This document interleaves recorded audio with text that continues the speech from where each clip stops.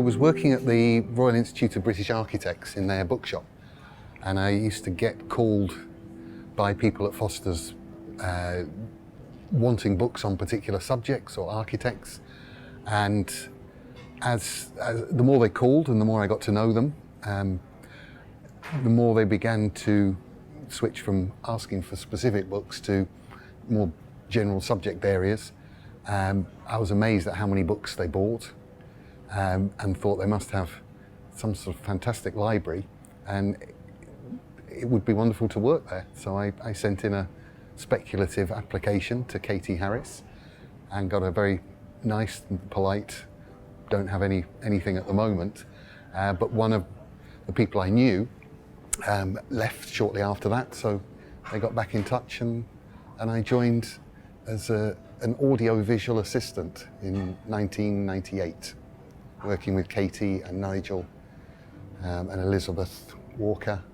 I think the first year or so, I spent most of my time getting carousels of slides back from presentations and simply refiled them, which was time consuming, could be a little bit monotonous, but it's a fantastic way to get to know the projects, the specific images of them that people like to use, and to get a feel for why, what the architects are trying to achieve.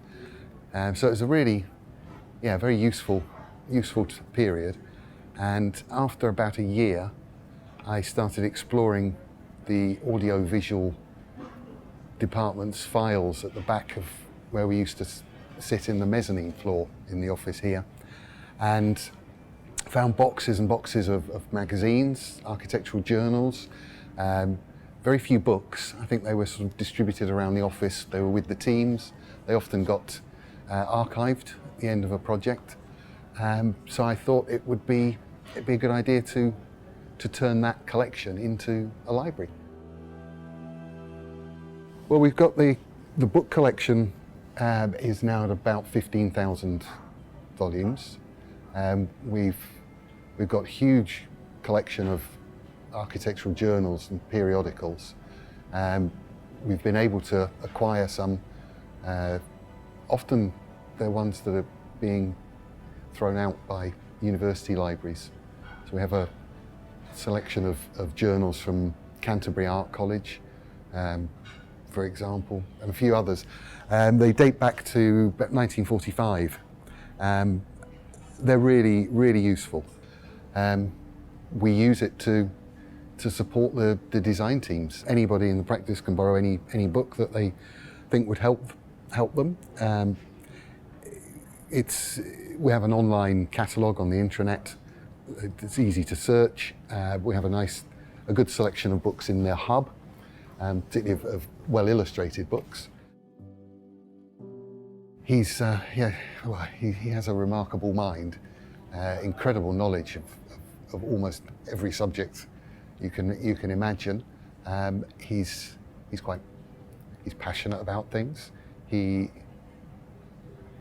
very open to new ideas from other people. I think he's always willing to hear what people have got to say. It's very rewarding. I think something I found in my small experience with Norman is that he's not particularly interested in what you do at the moment.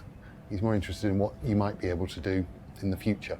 So I've found myself in situations that I thought I would struggle with, that are way beyond my sort of comfort zone, that he's asked me to take on, and I found that I was able to. I think he can see things in people that they don't always see themselves.